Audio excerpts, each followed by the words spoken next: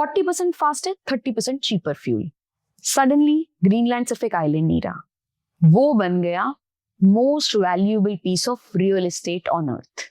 और जब ऐसे वैल्यूएबल चीज होती है तो सुपर पावर्स तो इंटरेस्टेड हो ही जाती हैं।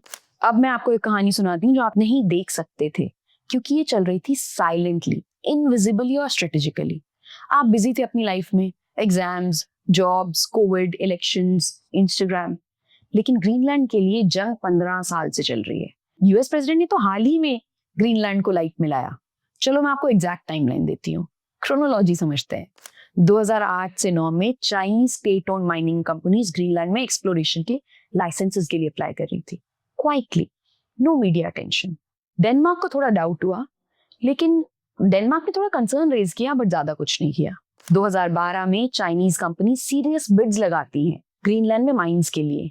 ये माइंस हैं वर्ल्ड की second largest rare earth deposit, जिनकी एस्टिमेटेड वैल्यू $300 बिलियन से भी ज्यादा है। डेनमार्क सडनली डर जाता है, वेट, नेशनल सिक्योरिटी रिव्यू करना पड़ेगा। प्रोजेक्ट को डीले करते हैं, इवेंचुअली ब्लॉक करते हैं। लेकिन तब तक चाइनीज इंजीनियर सारे सर्वे कर चुके थे, डेटा कलेक्ट कर चुके थे। बात करते हैं 2016 की। चाइना ने ऑफर किया $600 मिलियन ग्रीनलैंड को नया एयरपोर्ट बनाने के लिए। ग्रीनलैंड एक्साइटेड था, उन्हें डेवलपमेंट चाहिए थी, लेकिन यूएस और डेनमार्क दोनों पैनिक में, क्योंकि एयरपोर्ट्स मतलब चाइना के एयरक्राफ्ट ग्रीनलैंड में लैंड कर सकते हैं, मिलिट्री प्रेजेंस पॉसिबल है, स्ट्रेटेजिक कंट्रोल शिफ्ट हो सकता है। डील क्वाइटली कैंसिल हो जाती है। ऑफिशियली इकोनॉमिक रीजंस दिए गए, लेकिन रियलिटी जियोपॉलिटिकल प्रेशर। 2019 में ट्रम्प पब्लिकली बोलते हैं, हम ग्रीनलैंड को खरीद क्यों नहीं लेते। डैनिश पीएम हंसी में उड़ा देते हैं, अरे ये तो एब्सर्ड आइडिया है। मीडिया जोक्स बनाती है, मीम्स वायरल होते हैं। आपके और मेरे जैसे लोग भी सोचते हैं, अरे ये क्या एब्सर्डिटी चल रही है। उसी साल क्वाइटली यूएस ग्रीनलैंड विजिट करता है, सिक्योरिटी असेसमेंट होती है। यूएस स्टेट डिपार्टमेंट ग्रीनलैंड के साथ डायरेक्ट डिप्लोमेटिक चैनल्स खोलता है। 2020 से 22 में चाइना ने 4 रिसर्च स्टेशंस बनाए आर्कटिक सर्कल में, ऑफिशियली क्लाइमेट रिसर्च, लेकिन एक्चुअली जियोलॉजिकल सर्वे, सैटेलाइट ट्रैकिंग और स्ट्रैटेजिक पोजिशनिंग। यूएसए ने टुले एयरबेस इन ग्रीनलैंड बनाया, इन्वेस्टमेंट की $300 मिलियन की। रशिया ने उस एरिया में सबमरीन पेट्रोल्स को बढ़ा दिया। पहुंचते हैं 2023 में, यूएस ने अपना फर्स्ट एवर परमानेंट कंसुलेट खोला ग्रीनलैंड में। इसके बारे में सोचो, अमेरिका की कितनी सारी एम्बेसीज और कंसुलेट्स हैं वर्ल्ड वाइड, लेकिन ग्रीनलैंड में पहली बार। क्यों? क्योंकि अब ग्रीनलैंड जियोपॉलिटिकली इंपॉर्टेंट हो गया है। उसी साल ईयू ने क्रिटिकल रॉ मटेरियल्स का एक्ट पास किया, 500 मिलियन पाउंड स्पेसिफिकली ग्रीनलैंड में माइनिंग के लिए एलोकेट किए। नॉर्वे, स्वीडन, फिनलैंड सभी आर्कटिक स्ट्रैटेजीज अनाउंस कर रहे हैं।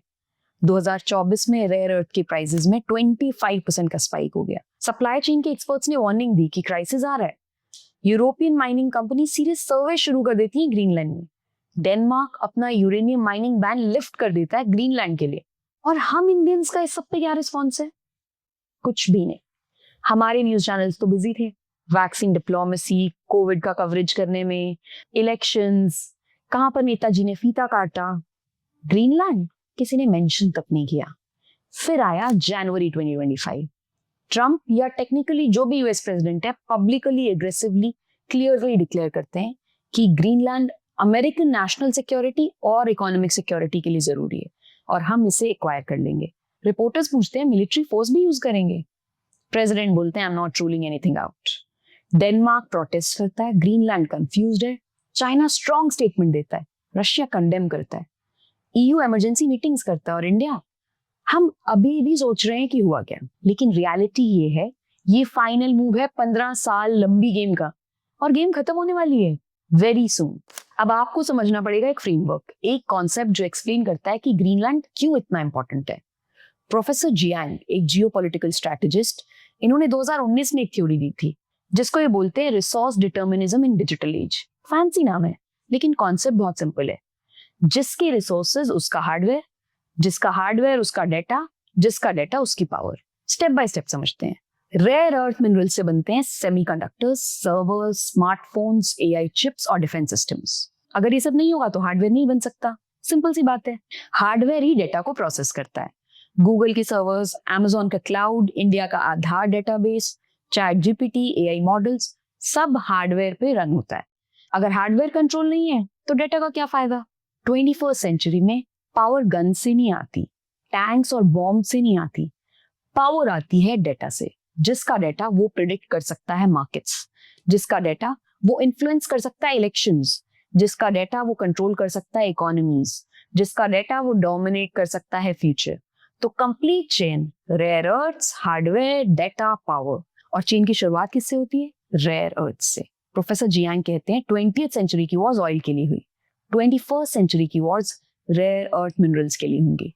लेकिन फर्क ये है, ऑयल रिप्लेसेबल है, सोलर, विंड, न्यूक्लियर ऑल्टरनेटिव्स हैं, रेयर अर्थ का कोई ऑल्टरनेटिव नहीं है। मतलब अगर किसी एक कंट्री के पास कंट्रोल है रेयर अर्थ का, तो उसके पास पूरी दुनिया का कंट्रोल है, और अभी वो कंट्रोल चाइना के पास है। लेकिन अगर यूएस ने ग्रीनलैंड ले लिया तो पावर शिफ्ट हो जाएगी, और नहीं ले पाए तो चाइना की मोनोपोली परमानेंट हो जाएगी, और इंडिया, हम स्पेक्टेटर बन के बैठ जाएंगे। और अब बात करते हैं मेरी प्रेडिक्शन की, जो शुरू में बताई थी। 31 दिसंबर 2027 तक ग्रीनलैंड का फेट डिसाइड हो जाएगा। आपको लग रहा होगा ये रैंडम प्रेडिक्शन है, लेकिन ये कैलकुलेटेड प्रोबेबिलिटी है। सबसे पहला फैक्टर है यूएस इलेक्शन की timeline. Next US presidential election नवंबर 2028 में है। अगर ट्रम्प हैं, उन्हें चाहिए major foreign policy victory before election. Greenland deal complete होने में लगेंगे 12 से 18 महीने मिनिमम। मतलब डील स्टार्ट होनी चाहिए मिड 2026 और फाइनलाइज होनी चाहिए लेट 2027। टाइमलाइन परफेक्टली फिट होती है। दूसरा फैक्टर है चाइना की स्ट्रेटेजिक डेडलाइन। चाइना का मेड इन चाइना 2049 प्लान है। इंटरमीडिएट टारगेट है सेल्फ रिलायंस इन सेमीकंडक्टर्स बाय 2027। तीसरा फैक्टर है टेक्नोलॉजी डिमांड कर्व। एमआईटी और गोल्डमैन सैक्स की स्टडीज कहती हैं ग्लोबल ईवी सेल्स 2024 में 14 मिलियन यूनिट्स थी, 27 में 30 मिलियन यूनिट्स प्रोजेक्ट की गई है। मतलब रेयर अर्थ की डिमांड बढ़ रही है सिर्फ ईवीज से। अभी तो एआई डेटा सेंटर्स पर बात ही नहीं हुई, इनकी कैपेसिटी बढ़ रही है। मतलब सेमीकंडक्टर्स की अनप्रेसिडेंटेड डिमांड होगी। डिफेंस में मॉडर्नाइजेशन हो रहा है, कॉन्फ्लिक्ट्स बढ़ रहे हैं दुनिया में, सबको अपने डिफेंस में इन्वेस्ट करना है। यूएस, चाइना, इंडिया, रशिया सब मॉडर्नाइज कर रहे हैं। मिसाइल्स, ड्रोन्स, फाइटर जेट्स सब में रेयर अर्थ मिनरल्स यूज होते हैं।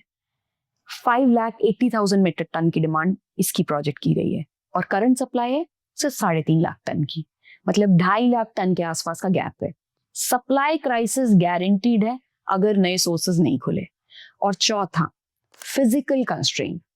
आर्कटिक सी आइस मिनिमम होगी समर 2027 तक। शिपिंग रूट्स फुली ऑपरेशनल हो जाएंगे, माइनिंग इंफ्रास्ट्रक्चर डेवलप हो चुका होगा। मतलब 2027 फिजिकल टिपिंग पॉइंट है। इन चारों फैक्टर्स को अगर आप कंबाइन कर देते हो और आज देखते हो 2026 में सीरियस नेगोशिएशंस, कॉन्फ्लिक्ट्स होंगे, 2027 होगा डिसीजन पॉइंट, और 2028 नया वर्ल्ड ऑर्डर। ये थी probability calculation. Factor 1 election 85% probability, factor 2 China deadline 80% probability, factor 3 demand crisis 90% probability, factor 4 physical access 75% probability. Combined probability 2027 में डिसाइसिव मूवमेंट लाएगा। लेकिन आउटकम क्या होगा? कुछ लोगों को लगता है अमेरिकन एक्विजिशन हो जाएगा, डेनमार्क रिलक्टेंटली एग्री करेगा मॉनेटरी सिक्योरिटी पैकेज के लिए, और ग्रीनलैंड को सेमी ऑटोनॉमस स्टेटस मिलेगा। चाइना स्ट्रांगली प्रोटेस्ट करेगा लेकिन मिलिट्री रिस्पॉन्स नहीं करेगा। पर इन सबसे आपकी लाइफ पे क्या फर्क पड़ता है? फोन प्राइसेस शॉर्ट टर्म में स्टेबल है, इंडिया डिपेंडेंसी शिफ्ट हो जाएगा चाइना से यूएस पे, जॉब्स इनिशियली तो सेफ हैं, लॉन्ग टर्म अमेरिकन मोनोपोली का रिस्क है। सिनेरियो बी की बात करते हैं। चाइना ने डोमिनेट कर लिया ग्रीनलैंड को। चाइना डायरेक्ट नहीं खरीदेगा, लेकिन mining contracts, processing deal, infrastructure investments, ये सब करेगा। Greenland BRI style strategy. आपकी लाइफ पर क्या इंपैक्ट आएगा? फोन के प्राइसेस स्काई रॉकेट कर जाएंगे, इंडिया में डिजास्टर सिनेरियो होगा, जॉब्स में ले ऑफ होंगे, डिजिटल इंडिया सीवियरली कॉम्प्रोमाइज हो जाएगा। और एक तीसरी प्रोबेबिलिटी है UN, NATO based shared governance. Multiple countries को राइट्स मिलेंगे, इंडिया को भी सीट मिल सकती है अगर हम स्मार्ट खेलें। बेस्ट केस सिनेरियो आपकी लाइफ के लिए, prices stable, competition healthy, India get strategic autonomy. और एक सबसे खराब सिनेरियो भी है जिसमें कॉन्फ्लिक्ट्स होंगे, मिलिट्री एस्केलेशन होगा, इकोनॉमिक वॉरफेयर होगा। उससे आपकी लाइफ पर क्या असर पड़ेगा? सप्लाई चेन कोलैप्स कर जाएंगी, प्राइसेस 3 टाइम्स हो जाएंगे, टेक सेक्टर डेवस्टेट हो जाएगा। इंडिया की करंट पोजीशन क्या है? हम रेयर अर्थ मिनरल्स को 100% इंपोर्ट करते हैं। हमारा सोर्स क्या है? 80% चाइना, 20% अदर्स। जो सारे चाइना में प्रोसेसिंग कराते हैं। डोमेस्टिक प्रोडक्शन, टेक्निकली डिपॉजिट्स हैं हमारे पास आंध्र और उड़ीसा में, लेकिन एक्चुअली कोई प्रोडक्शन नहीं है। ग्रीनलैंड स्ट्रैटेजी, हमारी डिप्लोमेटिक प्रेजेंस जीरो है, माइनिंग कंपनीज का इन्वेस्टमेंट जीरो है, रिसर्च कोलैबोरेशन जीरो है, आर्कटिक काउंसिल की मेंबरशिप नहीं है, यहाँ तक कि ऑब्जर्वर स्टेटस भी नहीं है। चाइना और इंडिया की पॉपुलेशन सिमिलर है, लेकिन चाइना के पास आर्कटिक काउंसिल का ऑब्जर्वर स्टेटस है 2013 से। रिसर्च स्टेशन है आर्कटिक पर, आइस ब्रेकर शिप्स है, आर्कटिक में इन्वेस्टमेंट की हुई है $90 बिलियन की। ग्रीनलैंड में प्रेजेंस स्ट्रॉन्ग है। देखो 2030 में हम प्रोटेस्ट करेंगे, 2035 में सफर करेंगे और 2040 में रिग्रेट करेंगे, लेकिन तब बहुत लेट हो चुका होगा। मैंने बहुत सारे स्टूडेंट्स को कहते हुए सुना है कि मैम ग्रीनलैंड में जो हो रहा है वो हमें कैसे इम्पैक्ट करेगा। ये वीडियो आपके लिए एक आई ओपनर है, आपको दिखाने के लिए कि वर्ल्ड में जो भी हो रहा है वो हम सबको कैसे इम्पैक्ट करता है, क्योंकि अब हम एक इंटरकनेक्टेड वर्ल्ड में जी रहे हैं।